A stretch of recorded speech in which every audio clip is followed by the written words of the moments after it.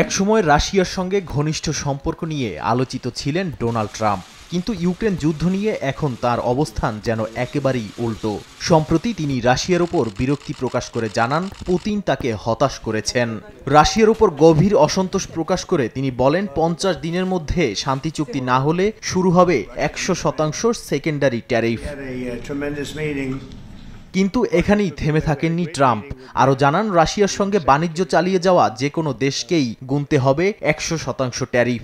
ভারত, চীন বা যেসব দেশ এখন রুশ জ্বালানি কিনছে তারাও এই শাস্তির আওতায় পড়বে। লক্ষ্য একটাই, রাশিয়ার যুদ্ধ তহবিলে আঘাত হানা।